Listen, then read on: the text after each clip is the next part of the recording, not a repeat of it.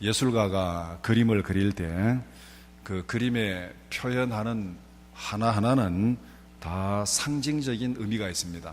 우리가 그림을 볼 때는 뭐 대충 보고 또 저같이 그림에 대해서 별로 조예가 없는 사람은 그냥 뭐 보기 좋다 안 좋다 이 정도로 끝나지만은 그림을 그리는 사람 입장에서는 그 표현 하나하나가 다 의미를 담고 있고, 심지어는 그림의 조명까지 좀 밝게 할 건가 어둡게 할 건가, 어느 부분은 밝게 하고 어느 부분은 어둡게 하고, 이것까지도 그 그림에서 표현하고자 하는 의미를 다 살려서 그렇게 그림을 그립니다.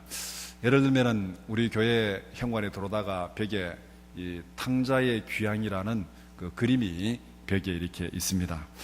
그 그림을 그린 사람은 렘브란트인데, 렘브란트가 탕자의 귀향의 그림을 그리면서 돌아온 탕자의 머리카락이 막 흐트러진 긴 머리카락으로 할 건가, 아니면은 머리를 빡빡 깎은 이 대머리로 할 거냐, 여기에 따라서 그 표현하고자 하는 의미가 뭔지를 굉장히 고심하면서 그렇게 그렸을 것입니다.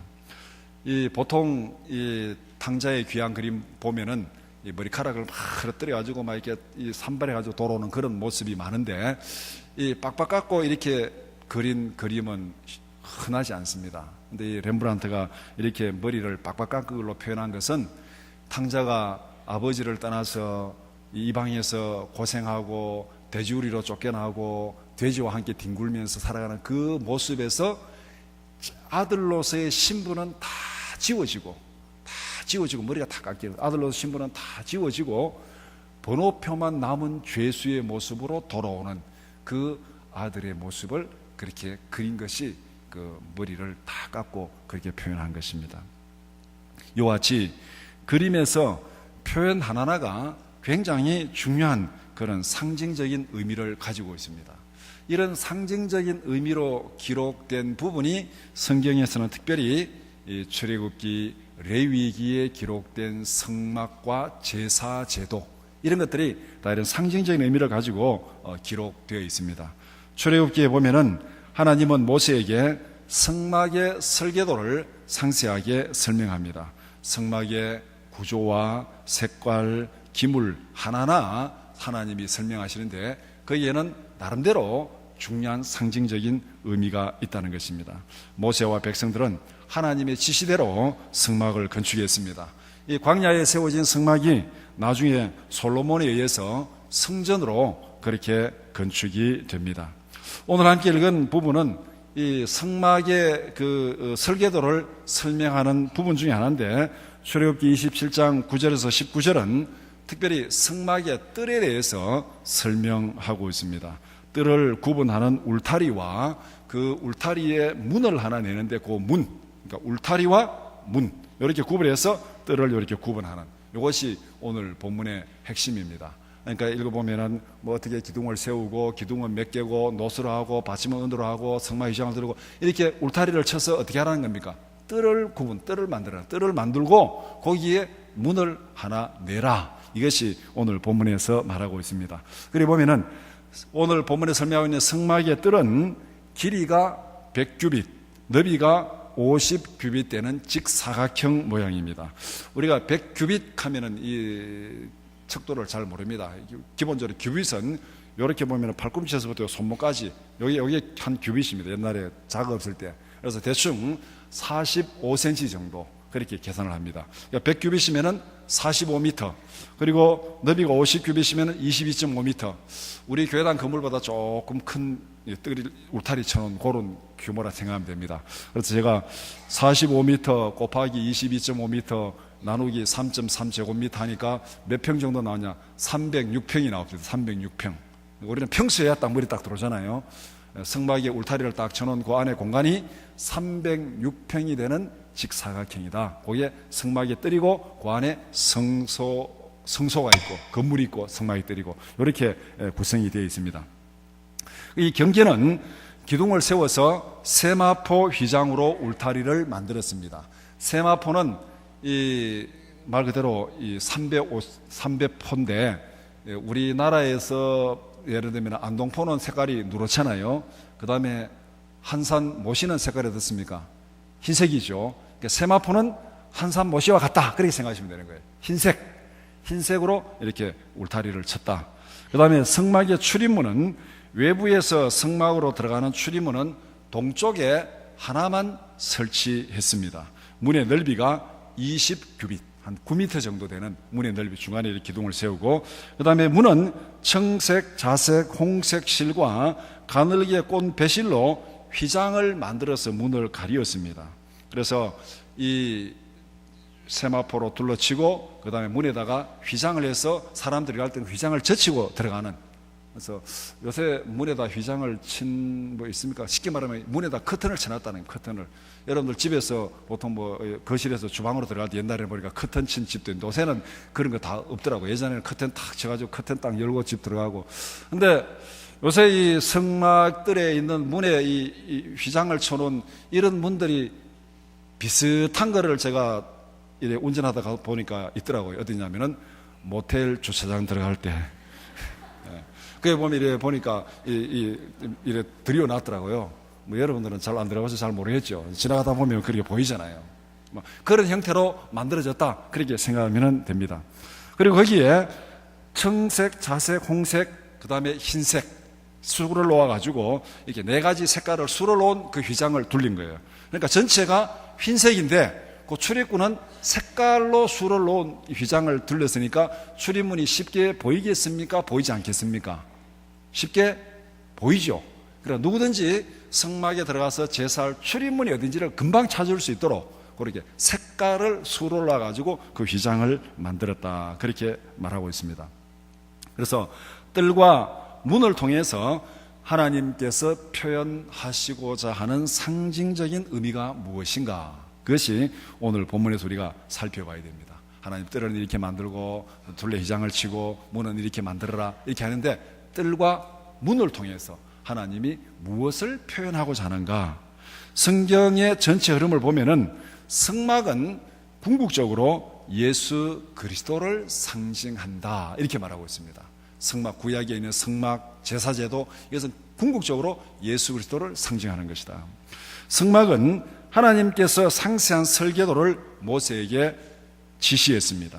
성막이 성전으로 발전하고 성전은 예수 그리스도의 몸을 상징합니다. 성경은 성전과 예수 그리스도와의 관계를 이렇게 말씀합니다. 제가 그냥 성막은 예수 그리스도를 상징합니다, 이렇게 말하면은 무슨 근거에서? 근거가 뭐냐? 다른 사람은 또 그렇지 않다 이렇게 말해도 할 말이 없잖아요. 성경이 그 근거를 우리에게 분명히 제시를 해주고 있습니다. 히브리서 9장 9절에서 12절, 이 장막은 현재까지의 비유이니 이에 따라 드리는 예물과 제사는 섬기는 자를 그 양심상 온전하게 할 수 없나니 이런 것은 먹고 마시는 것과 여러 가지 씻는 것과 함께 육체의 예법일 뿐이며 계획할 때까지 맡겨둔 것이니라. 그리스도께서는 장래의 좋은 일의 대제사장으로서 손으로 짓지 아니한 것 곧 이 창조에 속하지 아니한 더 크고 온전한 장막으로 말미암아 염소와 송아지의 피로 하지 아니하고 오직 자기의 피로 영원한 속죄를 이루사 단번에 성소에 들어가셨느니라. 방송실에서 1부 예배 때는 잘 띄워주더니 2부 예배 때는 뭔가 잘 안 되는 모양이죠. 이 장막은 현재까지의 비유이니, 이 장막은 현재까지의 비유이니, 그렇게 말하면서 이 성막과 성전과 제사제도 그렇게 쭉 설명을 하고 있습니다. 그 다음에 예수님은 직접 성전을 자기 몸에 비유해서 말씀하십니다. 요한복음 2장 19절에서 22절 말씀, 예수께서 대답하여 이르시되 너희가 이 성전을 헐라 내가 사흘 동안에 일으키리라. 유대인들이 이르되 이 성전은 46년 동안에 지었거늘 네가 3일 동안에 일으키겠느냐 하더라. 그러나 예수는 성전된 자기 육체를 가리켜 말씀한 것이라. 죽은 자 가운데서 살아나신 후에야 제자들이 이 말씀하신 것을 기억하고 성경과 예수께서 하신 말씀을 믿었더라. 예수님께서 친히 성전이 내 몸이다, 이 성전은 내 몸을 상징하는 것이다. 그래서 제자들이 예수님 앞에 성전을 보고 얼마나 화려합니까? 얼마나 멋있게 지었습니까? 자랑하니까 예수님이 이거 헐어라, 내가 3일 만에 다시 짓겠다, 이렇게 말하니까 무슨 말인지를 이해를 못했습니다. 예수님은 자기 몸을 성전 이거는 그림자고 진짜 성전은 내 몸이다. 그것을 지금 예수님께서 말씀하셨다. 그리고 죽으시고 3일 만에 부활한 다음에 이 성전을 헐라 내가 3일 만에 다시 지으리라. 그 말씀의 뜻이 무엇인지를 깨달았다. 그렇게 말씀합니다. 성막과 성전은 기본적으로 예수 그리스도를 상징합니다. 이런 관점에서 오늘 본문의 내용을 두 가지 질문으로 함께 생각해 보고자 합니다. 성전과 성막은 예수 그리스도를 상징한다면 오늘 이 본문에서 성막의 뜰과 문을 통해서 무엇을 보여주고자 하는가, 무엇을 의미하는가. 그래서 첫 번째 질문은 뜰이 상징하는 의미는 무엇입니까? 두 번째 질문은 문이 상징하는 의미는 무엇입니까? 이 두 가지 질문, 이 질문을 우리가 살펴보면은 오늘 이 본문에서 예수님께서 우리에게, 하나님께서 우리에게 무엇을 말씀하시고자 하는지 그 뜻을 알 수 있습니다. 첫 번째, 뜰이 상징하는 의미는 무엇입니까? 간단히 말하면은 뜰은 성막의 마당입니다. 성소에 들어가기 전에 대기하는 마당, 우리 교회로 말하면 교회당에 들어오기 전에 앞에 있는 주차장, 그렇게 생각하시면 됩니다. 그렇지만은 외부와는 차단된, 구별된 공간입니다. 세마포 휘장을 둘러가지고 외부와는 차단해서 구별된 공간이 성막의 뜰입니다. 그 다음에 뜰이라는 단어의 사전적인 의미는 좁은 공간이라는 뜻입니다. 좁은 공간. 이 좁은 장소라는 이 말 속에는 괴로움을 상징하는 의미가 있습니다. 좁은 공간. 여러분이 넓은 데 있으면 편안합니까? 좁은 데 갇혀 있으면 편안합니까? 우리 엘리베이터에 한번 갇혔던 분은 오늘 이 말씀을 잘 이해를 하실 겁니다. 좁은 장소에 갇혀 있으면 힘들어요. 괴롭습니다. 이게 이 좁은 장소라는 말 속에는 괴로움을 상징하는 의미가 있다는 것입니다. 성막의 뜰은 희생 제물로 바치는 짐승이 대기하는 곳, 짐승을 대기시키는 곳. 그 다음에 희생 제물로 바치는 짐승을 잡는 곳. 그러면은 괴로움의 장소라는 말이 금방 와닿지요. 제사로 드릴 짐승을 대기시키고 거기에서 짐승을 잡는 곳. 내가 속죄제를 드리기 위해서 짐승을 끌고 성막들로 들어갑니다. 그 다음에 거기서 짐승을 잡아가지고 성소에 들어가서 내 속죄제를 드립니다. 그럼 내가 죄사함을 받지만은 그 성막들에서는 누가 죽습니까?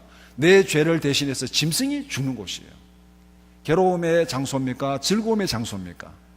괴로움의 장소죠. 생명이 죽어가는 곳입니다. 죄를 속하기 위해서 생명이 죽는 괴로움의 장소. 그래서 뜰은 인간의 죄가 상징적으로 처리되는 괴로움의 장소입니다. 인간의 죄를 처리하는 장소와 세상을 세마포로 둘러싸서 구분을 하고 있습니다. 세마포로 둘러싸인 뜰은 예수 그리스도의 고난을 상징합니다. 예수님께서 죄인들을 대신해서 친히 자기 몸에 고난을 당하셨습니다. 제물로 바쳐진 짐승들이 죽는 고난의 장소는 다름 아닌 예수 그리스도의 몸이라는 겁니다. 죄인들을 위해서 양이 죽어간 그 뜰, 예수님께서 친히 자기 몸에 고난을 당하시고 죽음을 당하신 자기 몸에 고난을 당한 것, 이게 같은 의미라는 거죠. 그래서 이사야 53장 4절 5절, 그는 실로 우리의 질고를 지고 우리의 슬픔을 당하였거늘 우리는 생각하기를 그는 징벌을 받아 하나님께 맞으며 고난을 당한다 하였노라. 그가 찔림은 우리의 허물 때문이요 그가 상함은 우리의 죄악 때문이라. 그가 징계를 받음으로 우리는 평화를 누리고 그가 채찍에 맞음으로 우리는 나음을 받았도다. 예수님께서 친히 우리를 대신해서 자기 몸에 고난을 당했다는 거죠. 히브리서 9장 28절, 이와 같이 그리스도도 많은 사람의 죄를 담당하시려고 단번에 들이신 바 되셨고 구원에 이르게 하기 위하여 죄와 상관없이 자기를 바라는 자들에게 두 번째 나타나시리라. 베드로전서 3장 18절, 그리스도께서도 단번에 죄를 위하여 죽으사 의인으로서 불의한 자를 대신하셨으니 이는 우리를 하나님 앞으로 인도하려 하심이라. 양이 우리 대신해서 죽어서 우리를 하나님 앞에 속죄제사 드리고 인도하듯이 예수님께서 친히 자기 몸에 고난을 당하시고 죽으심으로 우리를 하나님께로 인도하셨다, 그렇게 말하고 있습니다. 그렇다면 성막의 뜰은 세마포 휘장으로 둘러싸여 있습니다. 울타리를 쳐가지고 뜰을 세마포 휘장으로 이렇게 둘러쌌는데, 세마포는 거룩을 상징합니다. 흰색 옷, 거룩을 상징하는데, 이 요한계시록에 보면은 성도들은 세마포 옷을 입고 하나님의 어린 양의 혼인잔치에 참여를 합니다. 세마포 옷을 입고 어린 양의 혼인잔치에 참여하는 것이 성도들의 모습이에요. 그래서 계시록 19장 8절에 그에게 빛나고 깨끗한 세마포 옷을 입도록 허락하셨으니 이 세마포 옷은 성도들의 옳은 행실이로다 하더라. 이 세마포 옷은 성도들의 옳은 행실이라 하더라. 우리가 마지막에 정말 천국에서 하나님의 어린 양의 혼인잔치에 참여하는데 다 세마포 옷을 입고 참여한다는 거예요. 이 세마포 옷은 성도들의 옳은 행실이라 하더라. 그리고 세마포는 제사장들의 의복을 만드는데 사용했습니다. 그리고 세마포는 시신을 싸는, 장례식에 시체를 싸는데 사용했습니다. 자, 이렇게 보면은, 자, 여기서 제사를 위해서 짐승을 잡는 성막의 뜰을 세마포로 둘러싸라, 그렇게 얘기했습니다. 흰색 천으로 울타리를 만들어라. 이게 기능적으로 보면은 하나님이 잘못하신 거예요. 외벽에 울타리를 흰색 천으로 둘러싸 놓으면은 바람 불고 먼지 나면 때가 잘 묻겠어요? 안 묻겠어요? 때가 잘 묻겠죠? 그러면은 뭘로 하는 게 좋겠습니까? 검은색으로 하는 게 제일 좋잖아요. 때 안 묻게. 흰색으로 하면 때가 너무 잘 묻어요. 그 다음에 그 뜰 안에서는 짐승을 잡습니다. 짐승을 잡으면 아무리 좀 조심을 해도 잡다 보면 짐승이 막 도망가기도 하고 막 나대기도 하다 보면 피도 튀고, 그러면 흰색 천에 피도 튀고 이러면은 정말 힘들잖아요. 그러니까 기능적으로 보면 검은색으로 하는 게 제일 편합니다. 때도 안 묻고 피도 튀고 표시도 안 나고. 그런데 하나님께서 이 휘장을 흰색 세마포로 하라. 이 뭐를 상징하느냐? 거룩을 상징하는데, 죄인을 위해서 짐승이 죽는 그 뜰을 흰색 세마포로 둘러쌌습니다. 그 다음에 죄인을 위해서 죽으신 예수님의 몸을 무엇으로 둘러쌌습니까? 검은색 천으로 쌌습니까? 흰색 세마포로 쌌습니까? 요한복음 19장 40절, 이에 예수의 시체를 가져다가 유대인의 장례 법대로 그 향품과 함께 세마포로 쌌더라. 딱 연결이 되죠. 짐승이 죽는 그 마당을 세마포로 둘러쌌습니다. 예수님께서 우리의 죄를 대신해서 죽으신 예수님의 시체를 세마포로 둘러쌌습니다. 세마포로 쌓인 성막의 뜰과 예수님의 몸은 중요한 상징적인 의미를 가지고 있다는 것입니다. 간단히 정리하면 세마포로 둘러싸인 성막의 뜰은 죄인을 위해서 고난당하시고 죽으신 예수 그리스도의 몸을 상징하는 것이다.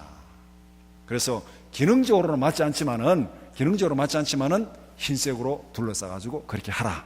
예수님의 몸을 상징한다는 것입니다. 두 번째 질문, 문이 상징하는 의미는 무엇입니까? 성막에는 동쪽으로 향하는 하나의 문만 만들어라 그랬습니다. 그리고 문은 휘장으로 가려져 있습니다.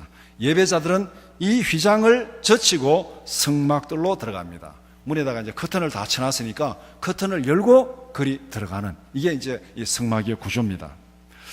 그런데 이 성막의 문을 하나만 내라 이렇게 말한 것도 이 구조적으로 보면은 굉장히 잘못된 건축물입니다. 아마 오늘날 소방법으로 말하면은 큰 건물을 지어가지고 문 하나만 딱 내면은 이 소방법에 통과가 안 될 거예요. 안전에 문제가 있다. 비상구를 내라. 그럴 텐데 하나님의 이 성막 설계도는 오늘날 소방법으로 보면 맞지 않아요. 기능상으로도 보면 맞지 않습니다. 자, 여기에 성막에 들어갈 때, 제사를 지낼 때 짐승을 끌고 들어가지요. 그 다음에 제사장들이 세마포옷을 입고 제사를 집례하기 위해서 들어가지요. 그러면은 어떻게 해야 기능적으로 맞겠습니까? 짐승이 들어가는 문 하나 내고, 또 예배자들이 들어가는 문 하나 내고, 그 다음에 제사장이 들어오는 또 쪽문 하나 내고, 문을 한 3개 정도 내면은 편리하게 잘 사용할 수 있습니다. 근데 문을 하나밖에 안 내놨어요. 거기에 짐승도 그리 들어가야 되고, 사람도 그리 들어가야 되고, 제사장도 그리 들어가야 되고, 굉장히 불편하게 그렇게 지금 하나님께서 이 구조를 만들어 놓았습니다. 오늘날 소방법에도 맞지 않게 그렇게 구조를 만들어 놨어요. 이렇게 한 이유가 뭐겠는가? 흰 세마포 휘장 사이에 출입문은 색깔을 넣은, 수를 넣은 그 휘장으로 이렇게 커튼을 치도록 만들었습니다. 그러면은 출입문을 쉽게 발견할 수 있습니까? 발견할 수 없습니까? 흰색 담장을 쳤는데 거기에 칼라로 커튼을 쳐놨습니다. 쉽게 보이겠어요? 안 보이겠어요? 쉽게 보이죠? 누구든지 저기가 하나님께로 들어가는 출입문이다. 누구든지 쉽게 볼 수 있도록 거기에는 칼라로 그렇게 커튼을 쳤습니다.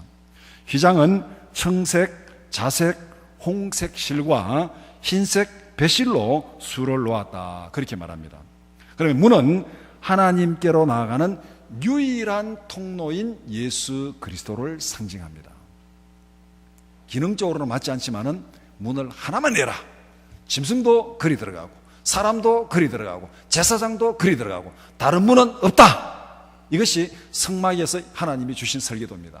이것은 무엇을 의미하냐면은 하나님께로 나아가는 길은 유일한 한 길밖에 없다. 그 길이 누구냐? 예수 그리스도다. 이것을 지금 상징하고 있는 거예요. 요한복음 10장 1절 2절 내가 진실로 진실로 너희에게 이르노니 문을 통하여 양의 우리에 들어가지 아니하고 다른 데로 넘어가는 자는 절도며 강도요 문으로 들어가는 이는 양의 목자라. 문을 통하지 않고 넘어가면 강도라는 거예요. 그 다음에 요한복음 10장 6절 7절 예수께서 이 비유로 그들에게 말씀하셨으나 그들은 그가 하신 말씀이 무엇인지 알지 못하니라. 그러므로 예수께서 다시 이르시되 내가 진실로 진실로 너희에게 말하노니 나는 양의 문이라. 문을 통과하지 않고 넘어가는 자는 강도고 절도인데 문으로만 들어가야 된다. 이 말 하니까 제자들이 뭔 말인지 못 알아들었어요. 그러니까 예수님이 다시 말 내가 문이다. 내가 문. 나를 통하지 않고 들어가는 것은 다 강도고 절도다. 나를 통하지 않고는 들어가는 문이 없다. 이 얘기를 지금 예수님께서 제자들이 하면서 내가 양의 문이다. 그렇게 얘기하고 있습니다. 그 다음에 요한복음 14장 6절 예수께서 이르시되 내가 곧 길이요 진리요 생명이니 나로 말미암지 않고는 아버지께로 올 자가 없느니라. 하나님께로 가는 길은 예수님이 유일한 길이라는 겁니다. 성막에 들어가서 성소에 들어가는 것은 유일한 길은 출입문 하나만 딱 있다는 겁니다. 성막의 문은 하나밖에 없습니다. 하나님께 나가기 위해서는 유일한 하나의 입구를 통해서 들어가야 됩니다. 예수님께서 하나님께로 나가는 유일한 통로입니다. 이 사실을 확실히 믿으시죠? 예수를 통해서만 갈 수 있습니다. 나를 통하지 않고는 아버지께로 올 자가 없느니라. 오늘날 많은 사람들이 종교다원주의를 얘기합니다. 예수 믿어도 구원받고 또 다른 걸 믿어도 구원받고 모든 종교에 다 구원이 있다. 이게 종교다원주의입니다. 이 말은 다른 말로 하면 예수님도 출입문이고 다른 것도 출입문이고 출입문이 많다는 거예요. 출입문이 많다. 뭐 그렇게 주장하는 사람은 자기들의 신학의 자유고 사상의 자유고 자기 자유라고는 말할 수 있습니다. 그러나 분명한 것은 성경은 그렇게 말하지 않았다. 우리가 성경을 믿는다면은 종교다원주의는 성경적이 아니다. 성경은 문은 하나밖에 없습니다. 거기에 뭐 짐승이 들어가는 문이 있고 제사장이 들어가는 문이 있고 사람들이 들어가는 문이 있고 문이 여러 개 있지 않습니다. 문은 단 하나, 예수 그리스도만이 우리가 하나님께로 나가는 유일한 통로인 줄 믿으시기 바랍니다. 문을 가리는 휘장은 4가지 색깔로 수를 놓았습니다. 청색, 자색, 홍색, 흰색. 청색은 하늘을 상징합니다. 예수 그리스도는 생명을 주시기 위해서 하늘로부터 오신 분입니다. 청색은 예수 그리스도를 통해서 주시는 생명을 상징하고 있습니다. 생명을 상징하고 있습니다. 그 다음에 자색, 자주색은 왕권을 상징합니다. 만왕의 왕으로 오신 예수 그리스도의 권세를 상징하고, 홍색은 십자가에서 흘리신 예수 그리스도의 보혈을 상징합니다. 예수 그리스도의 대속의 죽음을 상징하는 그것이 홍색이고, 흰색은 의와 거룩을 상징합니다. 예수 그리스도의 보혈로 죄 사함 받은 의를 상징하는 이 4가지 색깔로 수를 놓아서 커튼을 친 그 커튼을 젖히고 들어가는 거죠. 들어갈 때마다 우리 몸에 커튼이 부딪히는 거죠. 계속 이렇게 터치를 하고 들어가잖아요. 그러니까 늘 우리가 하나님 앞에 제사 드리러 들어갈 때는 이 4가지 색깔의 커튼을 열고 들어가니까 늘 우리 몸이 커튼에 닿이는 겁니다. 그래서 이 4가지 색깔이 상징하는 것, 예수님의 영원한 생명, 예수님의 영원한 권세, 예수님의 보혈, 예수님의 거룩함, 이것으로 우리가 하나님 앞에 나아가는 것입니다. 우리의 권세가 아니고 우리의 의가 아니고 예수님을 통해서 주어지는 그 권세와 의와 거룩함으로 하나님 앞에 나아갑니다. 예배자들이 이 휘장을 제치고 예배 자리로 나가는 것이죠. 그래서 이 휘장을 통해서 하나님의 보좌 앞으로 나아갑니다. 이것을 히브리서에서는 이렇게 말씀합니다. 히브리서 3장 1절, 그러므로 함께 하늘의 부르심을 받은 거룩한 형제들아, 우리가 믿는 도리의 사도이시며 대제사장이신 예수를 깊이 생각하라. 히브리서 10장 19절 20절, 그러므로 형제들아, 우리가 예수의 피를 힘입어 성소에 들어갈 담력을 얻었나니 그 길은 우리를 위하여 휘장 가운데로 열어놓으신 새로운 살 길이요 휘장은 곧 그의 육체니라. 휘장 가운데 예수님이 길을 열어놓았는데 그 휘장은 뭐라 그랬습니까? 곧 그의 육체니라.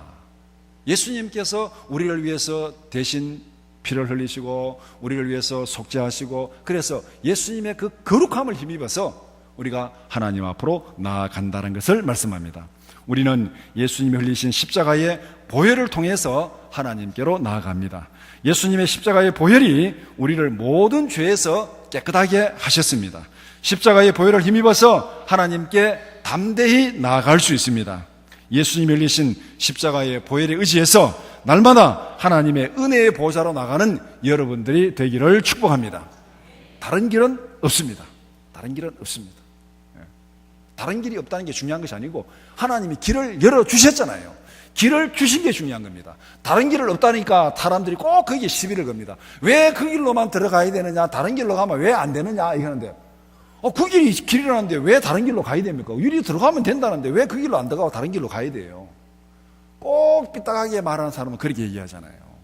하나님이 길을 내주고 이 길로 들어가면 구원 받는다면 그 길로 가면 돼요. 그런데 왜 이 길로만 가야 되느냐고 시비 거는 사람은 정말 골치 아프잖아요. 왜 시비를 걸어요? 그리 가면 되잖아요. 근데 사람들이 꼭 시비를 겁니다. 꼭 그 길로만 가야 되냐고.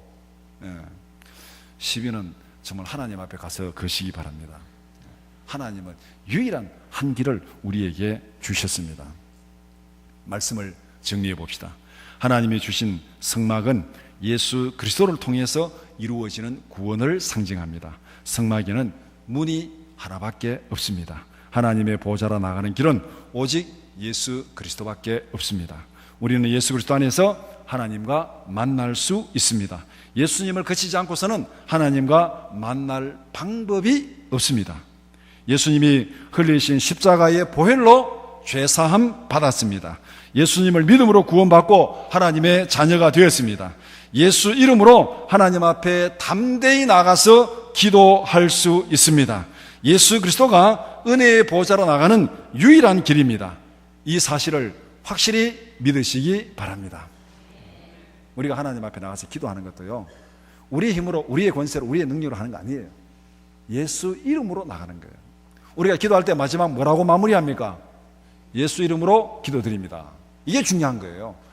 내 능력으로, 내 권세로, 내 힘으로, 내 의로 기도하는 거 아니에요. 우리는 기도할 자격이 없어요. 하나님 앞에.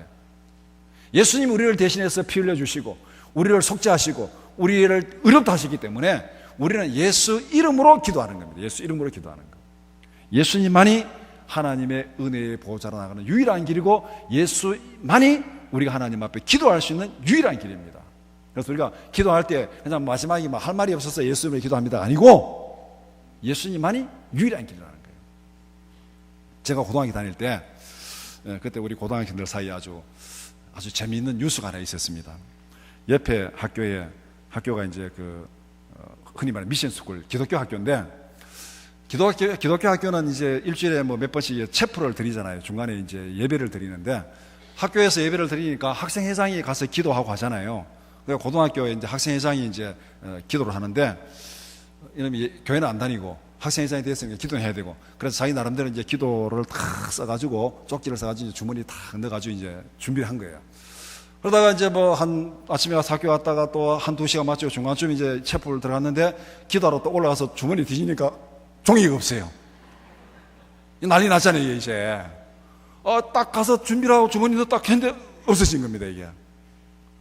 그래서 당황을 해가지고 그냥 기도를 하긴 했어요. 하여튼 기도를 하긴 했는데 마지막에 뭐라고 끝내야 될지, 사람들이 뭐 기도할 때 마지막에 뭐를 끝내기는 끝내는데 그게 생각이 안 나더라는 거예요.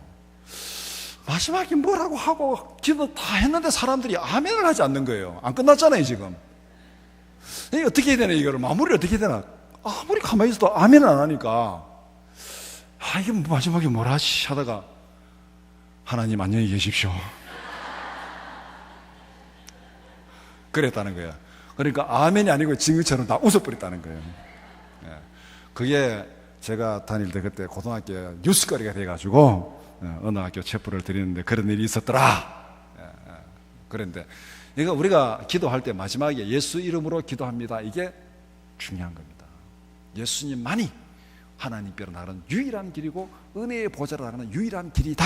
이것을 오늘 본문에서 하나의 문, 그것을 통해서 강조하는 거예요. 예수 이름으로 구원받은 성도는 세상과 구별되는 거룩한 삶을 살아야 됩니다. 예수 안에서 구원받은 성도들은 거룩한 세마포로 구별된 사람들이다. 계시록 19장 8절, 그에게 빛나고 깨끗한 세마포옷을 입도록 허락하셨으니 이 세마포옷은 성도들의 옳은 행실이로다. 뜰을 세마포로 쌓고 예수님의 시신을 세마포로 쌓고 성도가 세마포옷을 입고 어린 양의 혼인잔치에 나가고 거룩한 행실이니라. 세마포 휘장 안에 있으면서 세상을 닮아가면 안 됩니다. 로마서 12장 1절 2절, 그러므로 형제들아 내가 하나님의 모든 자비하심으로 너희를 권하노니 너희 몸을 하나님이 기뻐하시는 거룩한 산 제물로 드리라. 이는 너희가 드릴 영적 예배니라. 너희는 이 세대를 본받지 말고 오직 마음을 새롭게 함으로 변화를 받아 하나님의 선하시고 기뻐하시고 온전한 뜻이 무엇인지 분별하도록 하라. 예수 안에서 은혜의 보좌로 나가는 여러분들이 되기를 축복합니다. 예수 안에서 죄사함의 기쁨을 누리시기 바랍니다. 예수 안에서 영원한 생명을 누리시기 바랍니다. 예수 안에서 기도 응답의 산 증인들로 살아가는 여러분들이 되기를 주님의 이름으로 축원합니다.